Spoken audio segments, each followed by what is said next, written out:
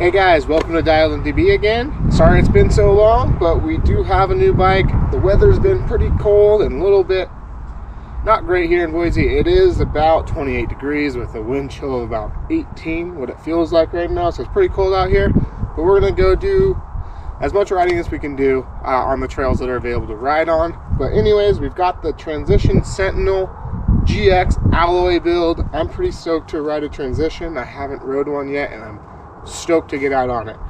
This is just going to be a first rides video. If you do want to see a more in-depth video, do let me know. I'm not sure if I'm going to do one. If I get feedback about it and and see the need to do it, then I'll do it. But anyways, real quick, it's the GX build, so it's $49.99. Obviously GX drivetrain, aluminum build. It's Fox Performance Elite suspension, so pretty rad that they're doing Grip 2 Fox 36 fork, and the new Float X, which if you haven't seen my Float X video, check it out down below. I'll put it in the description down below.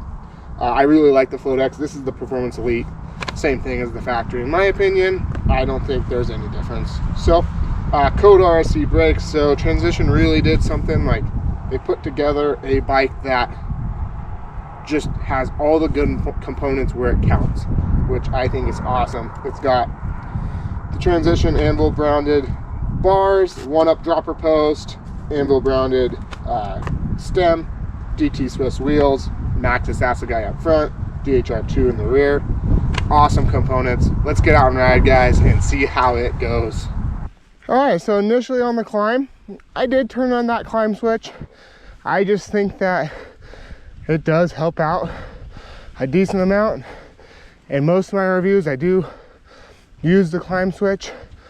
So to keep it even, that's what I'm doing. It seems like a pretty dang supportive climbing platform. It's not very bobby, especially with it locked out, obviously, but it's not that slow, which is pretty nice. All right, here's some snow.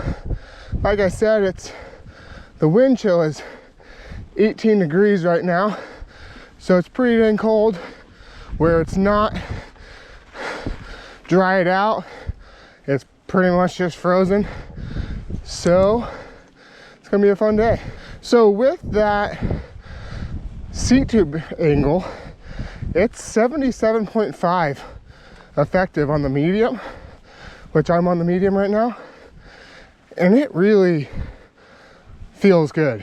Puts me pretty dang far forward for this size of bike, and I think that's part of the reason why it feels like it's climbing as well as it is. The head tube is a 63.6 degrees, which I've never rode a bike this slack before, I don't think. So it does feel like the front wheel is out there a little bit, but I'm pretty excited to see how it goes down. All right, so not all the trails are open right now, which is a bummer, but I didn't want to wait to ride this any longer and not do a first ride impression. So we're just gonna use what I have available to me. Real quick, I think this bike, if we're comparing it to some of my recent bikes, the Santa Cruz Bronson, Santa Cruz Hightower, Da Vinci Troy, Yeti SP130, some of those, I would say it's a better climber than the Santa Cruz Bronson for sure, which is kind of surprising. I know the Bronson is MX, like mixed wheel mullet, but I thought this would be closer to that, but it feels quite a bit better. It feels closer to the Hightower. I would still give the nod to the Hightower, but not by much. I'd say it's pretty dang close. And with that, I did a comparison video of the Hightower and the Troy. So once again, close to the Troy. With that said, all of those bikes are carbon. This one is aluminum, and a couple to a few pounds heavier than everything else. To wrap up the not as fun part, climbing, this is a great overall climber for a 150, 160 bike. It surprised me, especially with it being aluminum. So, pretty rad. I think that has to do with the seat tube angle, like I said earlier. But yeah, super cool bike so far. So let's go ahead and get to the fun part and head down. All right, here we go. It is pretty windy, so hopefully you guys can hear me just fine. So this is Storm and Mormon at Eagle Bike Park. Wow, the bike is really quiet. Also, my brakes aren't all the way broken yet, so not gonna be going anything crazy. Also, haven't rode this trail for a while and gotta make sure that everything is okay to ride on. Whew. A little windy. But yeah, so this has a 1233 millimeter wheelbase for a size medium, which is pretty dang long, but I appreciate that. I like that. Gosh, this thing jumps really well. So quiet. Wow, that is pretty amazing. All right, like I said, we don't have the best trail conditions. I skipped that because didn't know if it was wet on the other side. But man, we're doing what we can. We're out here. It's February. It's 20 degrees. But I will say, I'm not going anything super rough. This is just a jumpy, flowy trail. And I am definitely not going super quick through it right now. Haven't rode a lot of this recently because it's been all closed. But man, these, you probably can't tell, but like there are a little bit of braking bumps right there, and that really didn't feel like much.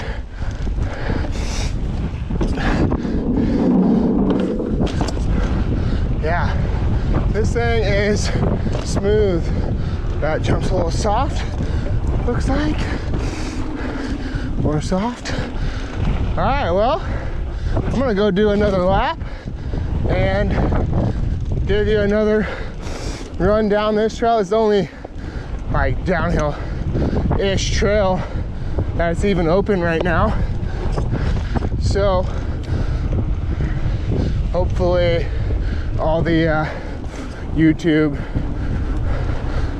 warriors won't tear me apart on this one, but I am sure they will, and you will, and whoever else. So let's get back up to the top and do it again. All right, real quick, a 22-ounce Purist water bottle does fit just fine. 26-ounce rubs, and the Camelback Podium also rubs. So just real quick deal on that. It does have plenty of room where the shock is, but yeah, 22-ounce water bottle fits easy. Hey guys, so my GoPro was at 80% when I turned it off heading back up the hill. Turned it back on when we got to the top. It recorded for about 5 seconds and did the beep of death of battery is dead, and was pretty bummed in that. I almost brought a second battery, didn't, because I was like, it's gonna be a short video. So anyways, here we are. I got a beer in my garage. I want to talk about the second run. It was a lot smoother, a lot quicker. I got a lot better feel for the bike. And also I wanted to bring up just like how quiet DT Swiss's new rear hub is. Like there's no sound. It's pretty rad. Like I don't know what they did to their hubs in the last year, but something's different. Their 240 hubs are different. I haven't had any of the new 350s, I guess, in the last 6 months. I don't know if they updated. I honestly don't know, but their hubs are silent. I have a pair of the 1501 carbon wheel set with the 240 hubs on it, and those are silent also. And something about a silent hub I never thought I'd like, but it's really nice going down the trail and just hearing nothing. And this bike has no other sounds. It is really, really quiet, and I kind of expected some cable rattle or something, but I did not hear a thing. It is the first ride, so take that for a grain of salt, but as it sits, it is a really quiet bike, and only certain brands can say that they have a silent bike, and it's pretty rad that Transition is one of them. So beyond that, I wanted to talk about just how like smooth this rear end was. The rear end was so like supple, and just any little bump, it felt like nothing on the rear end. Where some bikes, let's say like the Hightower, it gets some feedback. It's very smooth, like compared to 90% of bikes, but this bike goes up above that, which is something to talk about. I think like it really is a smooth bike.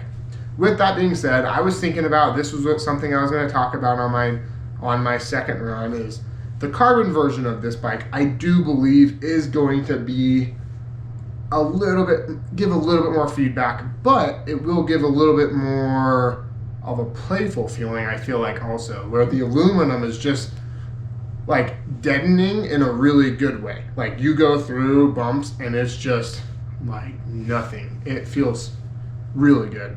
And then jumping, this bike was a blast to jump on. Like I don't think you could really ask for too much more. Like I don't know, like man, there's so many cool things about this bike. I kind of have been like a Transition fanboy for a while. I've never rode one of their bikes, but just looking at them, I've been like, oh man, Transition bikes, they look so cool. I want to ride one. I want to get one. I want to get a Spur. I want to get a Spire. I want to get all the bikes because they just have so many cool bikes. And I don't think they're going to stop coming out with cool bikes. I think every bike they're going to come out with is just going to be one of the best in class. And that's kind of, I think Transition knows they're doing that, but they're doing it in a quiet way, which is kind of cool. They're not being loud about it. They're not like some brands where they're just like, hey, we have the best bike. They're just like, hey guys, here's a new bike. Let the people decide. And I think that's a really cool thing Transition has going on. Other than that, I'm just sitting here talking about it, drinking a little bit of beer, and bummed that I didn't get my last run in on footage with you guys, because I had some more stuff to talk about, I'm sure.